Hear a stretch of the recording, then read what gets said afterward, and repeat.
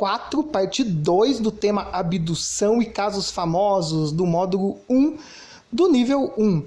Agradeço a você que está aqui assistindo essa aula, tenho certeza que está gostando bastante do curso, como eu sempre tenho acompanhado. Fico muito feliz mesmo pela participação de cada um de vocês. E seja bem-vindo a mais essa aula. Eu sou o ufólogo Renato Mota, estou com esse trabalho de curso de ufologia online, o primeiro do Brasil e do mundo nesse formato completo desse jeito. É o primeiro, sim, do Brasil e do mundo.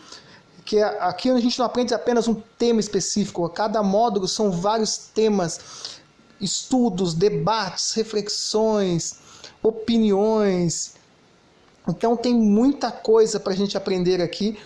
E lembrando que o módulo 1 está quase encerrando, mas o módulo 2 já está aí vindo com toda a força, que também já pode, quem vai continuar, tenho certeza que você que está assistindo essa aula vai continuar com a gente. Já reserve, temos promoção especial para o módulo 2 e 3. Continue fazendo o curso com a gente, tá ok? Vamos entrar então nos casos famosos da ufologia, nos casos famosos de abdução pelo mundo, conforme o slide 21 que vocês estão vendo aí. Você já ouviu sobre o que é abdução, um pouco sobre a tipologia dos seres. E agora vamos entrar um pouco então, viram também o propósito, né, das abduções, qual seria o propósito. Cada um aí pôde refletir um pouco também sobre a sua opinião individual a respeito das informações que foram mandadas aqui no grupo, aqui no curso. E vamos entrar então nos casos famosos que aconteceram no Brasil e no mundo. O próximo slide, do slide 22, vamos começar com os casos internacionais. Caso Barney e Beth Hill, nos Estados Unidos. Esse caso aconteceu no ano de 1961. Esse casal estava voltando de férias, no seu carro, quando foi abordado por uma nave enorme e seus tripulantes, que o levaram para dentro da mesma, sendo separado lá dentro. Lá dentro, Barney ficou no lugar, que é o marido dela, e a Beth ficou em outro lugar da nave.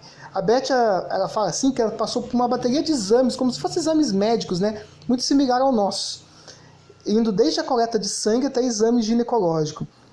E antes de serem devolvidos, algumas horas mais tarde, ela conseguiu ainda manter um diálogo com os ocupantes da nave. E ela perguntou-lhe a sua origem.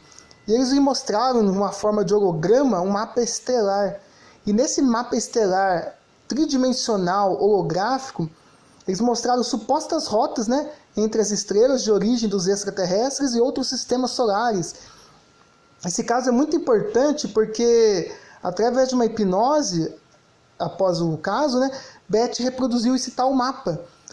E mais interessante acima disso, que essa parte do mapa interestelar que ela mostrou não tinha sido descoberto ainda.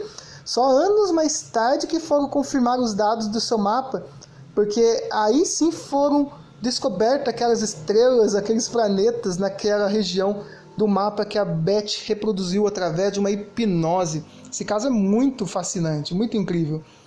Esse aí no slide 25, vocês estão vendo aí o casal Hill, Ela desenhou, reproduziu a nave alienígena, conforme uma das fotos ali acima. Barney Hill, que era o marido dela, faleceu em 69, aos 46 anos de idade, de uma hemorragia cerebral. A mesma causa da morte de seu pai. Seria coincidência? Não sei, Pode ser que sim, pode ser que não, No slide 26, vocês estão vendo aí a Beth Hill, já vários anos depois, em uma das entrevistas que ela concedeu, ela chegou a dizer assim: no seu estado normal, ninguém deveria entrar numa nave extraterrestre. Porque, assim, o que ela passou, a experiência para ela não foi muito boa, Então, essa resposta dela, a gente se baseia nisso, pela experiência que ela teve. Sua própria vida após a abdução parece ser um argumento a favor dessa afirmação. Infelizmente, na manhã de 17 de outubro de 2004, Beth Hill faleceu. Faleceu com 85 anos e estava lutando há mais de um ano contra um câncer. Outro caso famoso, o caso Kelly. O caso Kelly ocorreu na madrugada do dia 21 e 22 de agosto de 1965. Em Kelly, um pequeno vilarejo próximo a Hopkinsville, nos estados de Kentucky, nos Estados Unidos também. Todos os protagonistas deste caso fazem parte da família Sutton, o sobrenome da família. O caso foi assim, enquanto o Big, né, se preparava, foi lá buscar uma água num poço de água, né, num poço artesiano na fazenda, ele avistou um OVNI sobrevoando, né, por cima das suas casas, por cima da casa, do sítio, né? Aquelas luzes brilhantes, e o OVNI veio a descer num terreno próximo à sua casa. E após ele correr para dentro da casa, ele contou assustado o que viu, mas lógico, ninguém da família acreditou nele, como sempre acontece, né? O cachorro começou a latir muito assustado, começou a latir bastante, e ao verificar com o amigo Luke, quando ele chegou aos fundos da casa, avistou uma criatura de aproximadamente 1,10 m de altura, e eles chegaram a atirar ainda na criatura várias vezes, mas nada parecia atingi-lo. Foram muitos disparos, e ao perceber que nada acontecia com aqueles seres, eles entraram num carro e fugiram até a delegacia. O policial não acreditou no momento, né? Mas ao os ver muito assustados, eles foram verificar, mas nada encontrou, apenas buracos de bala, provando que viram realmente algo real. O caso teve até investigação da aeronáutica, ficando em todas as manchetes na época. No slide 28, aí vocês estão vendo uma reprodução do caso, né? Como é que teria sido. Big Ray foi ao fundo do quintal, avistou a criatura, né? Dispararam vários tiros na criatura, conforme eu relatei. Os seres eram atingidos, mas assim, parecia que os tiros não faziam dano nenhum. Como se fossem hologramas, né? Como se fossem dimensões diferentes, então não atingia aquelas criaturas. Um caso muito famoso também, esse é um dos casos mais famosos do mundo, que é o caso Travis Walton, que virou o filme até Fogo no Céu, conforme vocês estão vendo no slide 29. Foi um caso que ficou muito conhecido mesmo. Porque assim, a importância foi tanta, porque a princípio acharam até que era um assassinato que tinha acontecido com a ocultação até do cadáver, do corpo, né, do Travis Walton. Todos os recursos policiais passaram as pessoas, os amigos, no polígrafo, que é detector de mentiras, né? Foram averiguar a veracidade dos depoimentos com recursos policiais. Investigações todas sempre apontavam como verdadeiros. E ao final, foi assim, ao final de um dia de trabalho em 75, um grupo de lenhadores, né, viram de sua caminhonete uma estranha luz à beira da estrada. Travis, né, que muito curioso, foi e se aproximou do objeto, né, e logo que ele chegou próximo ao objeto, ele foi atingido por uma espécie de raio que vinha daquela nave, né. No momento que ele foi atingido por raio, ele caiu, já desacordado, né, e nesse momento os colegas dele fugiram, né, todos morrendo de medo, né, amedrontados, fugiram. Em meio àquela confusão mental, depois de tudo aquilo que eles viram, presenciaram, aí sim que eles resolveram voltar e ajudar, né? O Travis, o amigo deles. Né? Mas quando eles chegaram lá, tanto o Travis como a nave já tinha sumido dali, né? E por 6 dias eles foram vistos como possíveis assassinos de Travis. Eles foram investigados por polícia local, polícia estadual.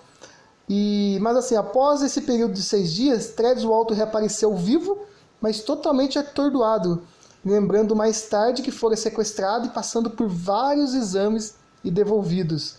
Essa é uma foto de Travis Walton no slide 31. Ele é vivo até hoje, tá?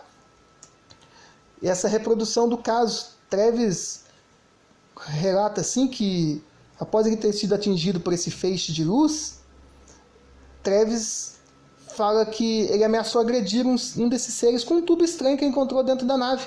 Eles estavam também, depois, num hangar que tinha várias outras naves. Então, Travis não sabe exatamente se ele ficou apenas na nave, uma nave gigantesca com outras naves dentro, de repente até visitou um planeta, né? Vai saber, né? Com a tecnologia desses seres, outras dimensões, não é impossível para eles isso, né? E Travis, quando ele voltou, parecia que para ele tinha passado mais de 2 semanas, porque ele voltou totalmente barbudo. Para ele não tinha noção que tinha passado apenas 6 dias. Para ele é como se a gente ficasse em torno de 2 semanas ou mais dentro dessa nave. Mas o que tira desse caso de Travis Walton, uma conclusão que estudiosos, pesquisadores chegaram, é que até o próprio Travis, acho que em uma entrevista ele relata isso, ele relata que provavelmente Travis não era para estar ali, lógico, né? E as naves acabaram, a nave acabando atingindo ele, acabaram levando ele, porque se ele ficasse ali, ele teria morrido. Na verdade, esses seres salvaram a vida do Travis, né? Salvaram a vida dele e aproveitaram para mostrar, igual fala ali que ele entrou no hangar, tinha outras naves, acabaram mostrando outras coisas para ele. Na verdade, um filme de Hollywood Fogo no Céu, o próprio Travis fala que não teve aquele pânico todo igual relata ali, não. Não foi daquele jeito não, viu? Ali, na verdade, tem um pouco de efeitos hollywoodianos para deixar o filme mais legal, mas na verdade, tanto que o filme é baseado em fatos reais, não é totalmente em fatos reais. Então ele não relata ter sofrido tanto daquele jeito, isso não. O que tudo indica que realmente ele foi levado para a proteção dele, porque se ele tivesse ficado ali, ele teria morrido por ter se aproximado muito da nave e aquele raio ter o atingido. Então foi isso que aconteceu. No slide 33, vemos um caso que ficou conhecido como caso Zamora. O Zamora era um agente de polícia na cidade de Socorro, no Novo México, no estado do Novo México, nos Estados Unidos. Esse caso é de 1964. Ele, assim, após observar um OVNI voando em baixa altitude, ele foi com a sua viatura próxima a tentar descobrir do que se tratava, né, aquele objeto, aquele OVNI. E ao se aproximar, ele notou que a nave estava sobre o solo e ao lado da nave teria duas criaturas humanoides, como se estivesse fazendo assim uma inspeção na nave, olhando em volta, sabe? E um dos seres notou a presença de Zamora, chegou a encará-lo e rapidamente se dirigiram à nave e partiram numa velocidade incrível, desapareceu, né? Deixando o policial muito assustado. Após a inspeção, constatou-se as hastes do pouso do objeto, né? E tem até fotos que mostram aquelas estruturas das hastes da base da nave, né? Ficou registrada no solo ali.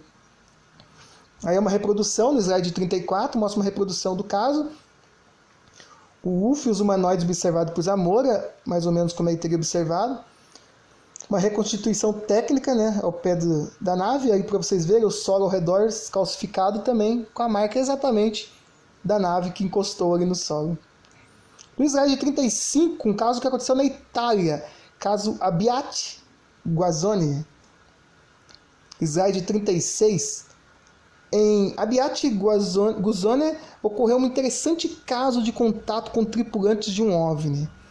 Em 1950, Facchini, ao observar o objeto pousado, aproxima-se dele e logo sentiu-se paralisado por um raio de luz que foi emitido por um de seus tripulantes.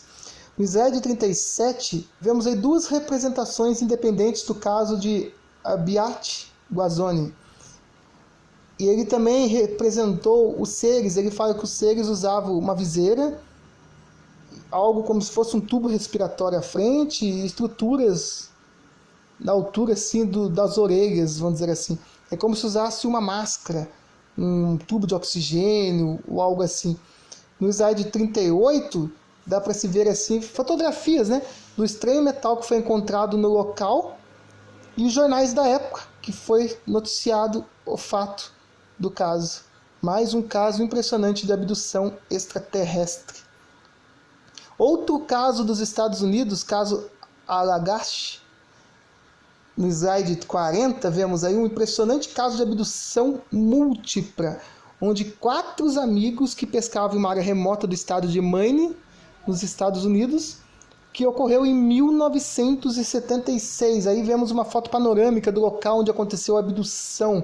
No slide 41, vemos aí uma representação do começo do contato, engraçado que lembra muito da Operação Prato, quando os militares estavam assim também lá, navegando nos rios lá de Colares e viam objetos surgindo assim, e eles no barquinho pequenininho deles surgiam essas esferas luminosas. E nesse caso que eu estou relatando para vocês aí, dessa abdução, vemos aí os desenhos que foi representando o rosto dos tripulantes, que mais uma vez aí vemos os famosos Greys, né, que tudo indica. Representação do momento de exame ocular, que fizeram algo como se fosse um exame de vista nele, vamos dizer assim, né? Um exame de vista. E representações da sala onde os exames ocorreram. Os 4 amigos passaram por esses exames, né? É um caso totalmente atípico, né? Totalmente diferente. No slide 42, vemos aí os amigos que estiveram envolvidos no caso, né? Foi o Jimmy Jack Weiner e o Charlie Foltz e Chuck Rake. Olha para vocês verem, né? Casos nacionais. Vamos passar alguns casos agora que aconteceram no Brasil. Como o famoso caso Antônio Vilas Boas, um dos mais famosos do Brasil, que foi um dos primeiros casos de abdução mais profundamente estudado.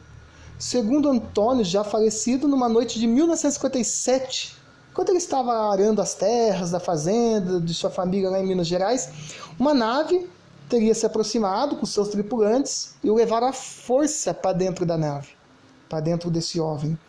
E o fato mais marcante dessa história seria a relação sexual que teria mantido com uma ocupante da nave por iniciativa da própria extraterrestre, e foi aceito por Antônio. Não havia comunicação verbal entre eles. A ocupante teria, assim, após o ato sexual concretizado, apontado para seu próprio ventre e em seguida para cima. Um ato bastante sugestivo, ou seja, como se estivesse falando que ali teria um fruto da relação dos dois, né? Ou seja, um ser híbrido que estaria vivendo nas estrelas, né? Obviamente que é isso que ela quis dizer, né? Seria um entre tantos esses relatos se não fosse o fato de Antônio ter sido estudado pelo governo americano, viajando várias vezes para os Estados Unidos. Ele viajou várias vezes para os Estados Unidos para ser analisado e pesquisado. O governo americano pesquisou esse caso, hein? Temos aí no slide 46 uma representação, ó, com uma espécie de esponja, passaram um líquido assim sobre o corpo de Vilas Boas, e as criaturas fizeram 2 sangrias no queixo de Antônio Vilas Boas, ou seja, coletaram sangue de Vilas Boas. Daí entrou uma extraterrestre, com aparência um pouco parecida com a de humano, né, mas não era humana, provavelmente talvez seja até uma própria híbrida também, né? Já pode até ser uma híbrida, ou até mesmo um ser extraterrestre, né, da espécie dela, porque lembra, não estou falando o que é, mas lembra um pouco os pleiadianos, né? Ele entrou na sala, foi sentido a ele e depois mostrou para ele a barriga, apontou para a barriga e depois ao céu, dando a entender que o filho dele ia viver nas estrelas, né? Essa é uma foto do slide 47 da família dele, ele e a esposa na praia de Copacabana, no Rio de Janeiro. Caso Sagrada Família também aconteceu em Minas Gerais. Conforme o slide 49, é considerado um clássico na casuística nacional e aconteceu em agosto de 1963, no bairro Sagrada Família, em Belo Horizonte. Foi pesquisado pelo grupo ufológico Cicoane. Os meninos Fernando Ronaldo e José Marcos Gomes Vidal saíram para o quintal da casa a fim de lavar o coador do café, né? Com água de um tambor de gasolina ao lado de uma cisterna. Quando observaram, de repente, um forte luz, um objeto transparente. Foi quando observaram um objeto totalmente transparente, no qual havia 3 seres sobrevoando perto deles. De lá saiu um ser do tipo ciclope, que é um ser muito raro de aparecer, né, em abduções. Vocês podem ver, vocês que acompanharam a parte 1 desse vídeo, no vídeo anterior, sobre abdução, lá mostra que os ciclopes estão envolvidos, se eu não me engano, em torno de 1% só dos avistamentos. Então é muito raro esse tipo de contato. E esse ser tentou se comunicar com os meninos. E antes de ir embora, ele apontou para a lua, baixou, pegou uma planta no chão, subiu até o objeto dentro de um feixe de luz amarela. As crianças correram amedrontadas e ficaram sem ir para o quintal por vários dias. Alguns podem até lembrar, nossa, lembra a cena clássica do ET, né, quando o extraterrestre abaixa e pega a planta. De repente pode alguém achar que foi inspirado. Esse caso pode ter sido inspirado no ET se fosse falso? Não, porque o filme ET passou, se não me engano, em 85, mais ou menos, a primeira vez, e esse caso aconteceu em 1963, quase 3 décadas antes, então não procede, tá bom? Essa aí no slide 50 é uma reprodução do caso, como seria o objeto, como que aconteceu o caso, do ser que chegaram até eles, tudo bem relatado. Esse caso muito impressionante também da casuística nacional ufológica envolvendo abdução extraterrestre. Na verdade não aconteceu um sequestro alienígena nesse caso, né? Na verdade o ser desceu e tentou manter contato com eles. Não aconteceu uma abdução porque eles não foram levados para a nave, né? Então na verdade não foi exatamente uma abdução neste caso, né? Caso Baempendi, Minas Gerais. Conforme slide 52, o senhor Arlindo estava caçando com 2 amigos Quando eles estavam 6 quilômetros de distância da sede de sua fazenda, decidiram se separar. Cada um teria tomado um rumo diferente, né? Depois de um tempo, Arlindo avistou um estranho objeto descendo até o chão, que deixou ele bem curioso e cismado com o que estava acontecendo, né? Ele foi, obviamente, eu também faria isso. Não sei se vocês fariam isso, você que está assistindo essa aula agora, mas eu chegaria perto para ver o que estava acontecendo. Pelas suas descrições, o objeto tinha um formato cilíndrico de aproximadamente 50 centímetros de largura e 1,5 metro de comprimento, muito pequeno, né? Uma base circular escura e uma esfera na parte superior das cores brancas e vermelha. Arlindo tinha levado uma câmera fotográfica que estava embrulhada em papel, né? E sendo assim, teve a oportunidade de fotografar o objeto por uma vez. Até que, inexplicavelmente, o objeto simplesmente desapareceu, né? Logo em seguida, desceu um outro objeto que tinha um formato ovoide com uma haste na sua parte inferior. A haste parecia uma espada na parte superior, tinha algo que parecia uma espécie de hélice.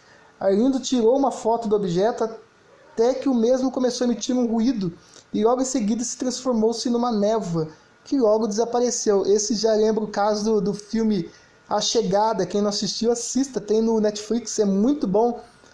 Ele relata isso.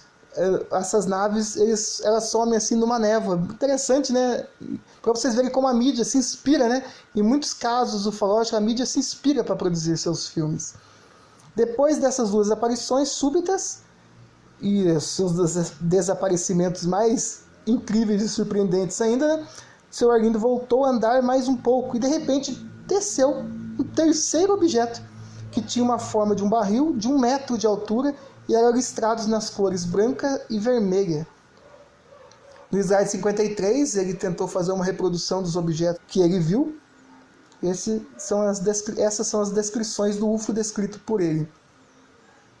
Os seres avistados por Arlindo também tem a descrição aí, usavam roupas, pareciam como roupas de astronauta, tá vendo?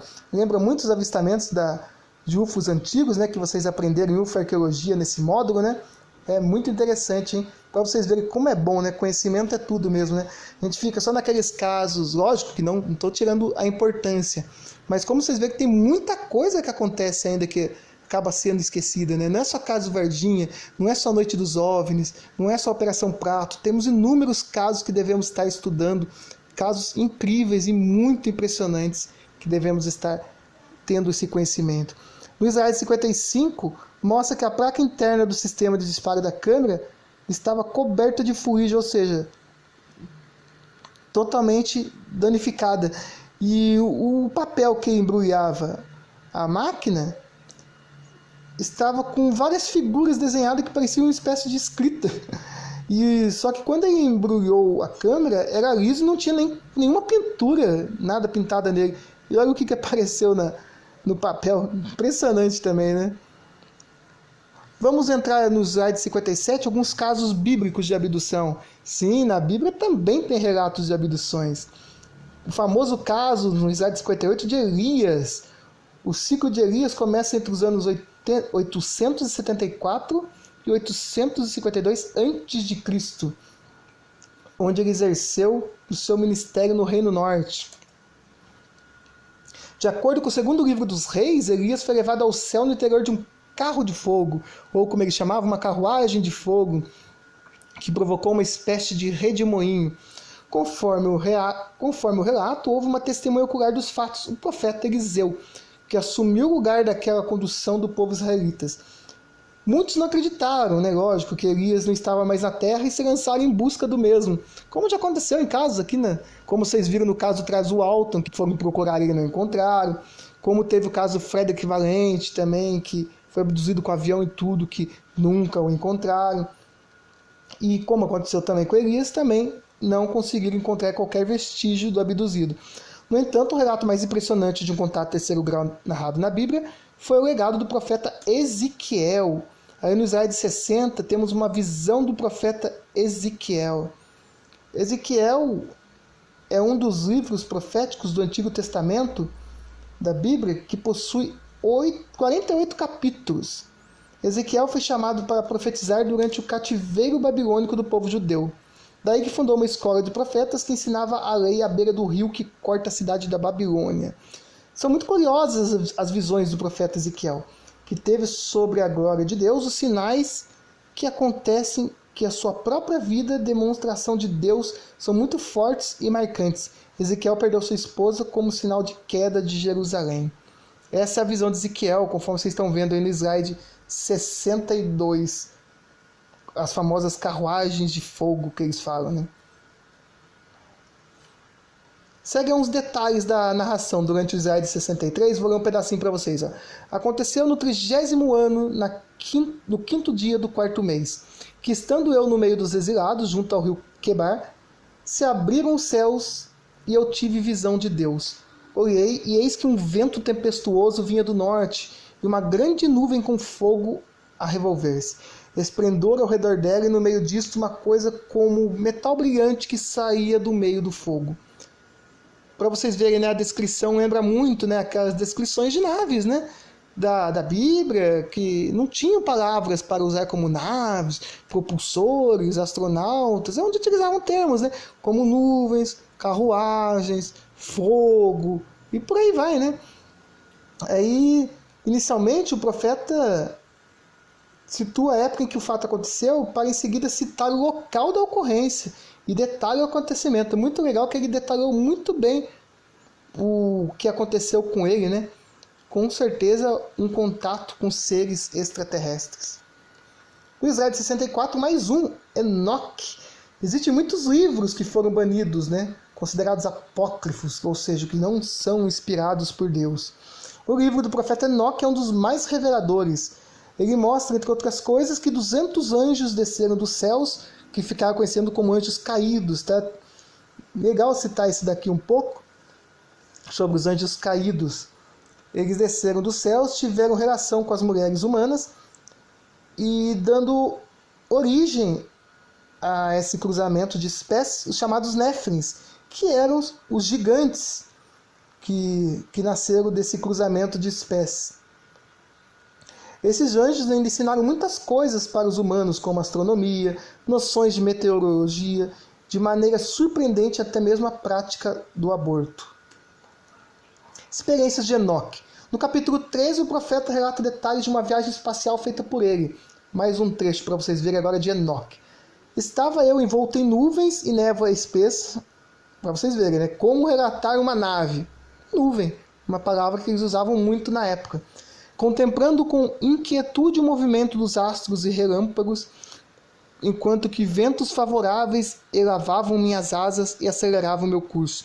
Fui levado até o céu e rapidamente alcancei um muro construído de pedras de cristal.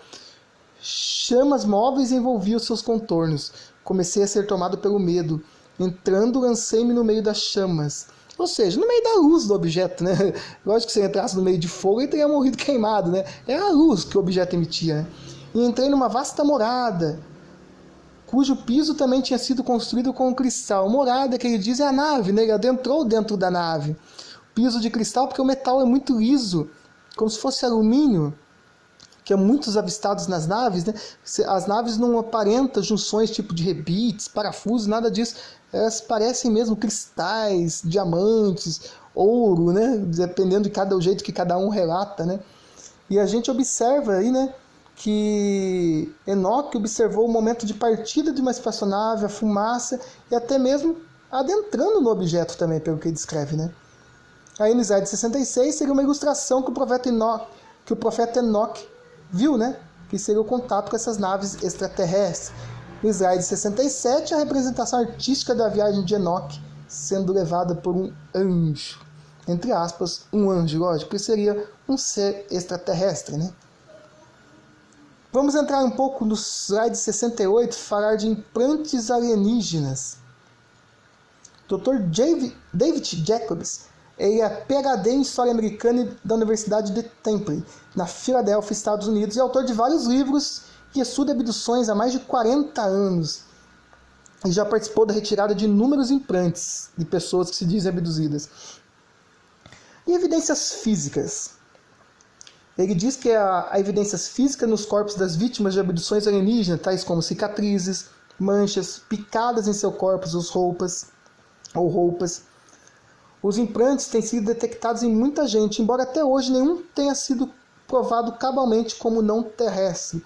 Até porque os elementos usados, os mesmos elementos, alguns, né, pelo menos, usados nos implantes também são encontrados na Terra ou em inúmeros outros planetas, né? Então, nesse tipo de conceito é difícil mesmo provar, né? Aí seria mais de acordo com a tecnologia empregada nesses implantes, né?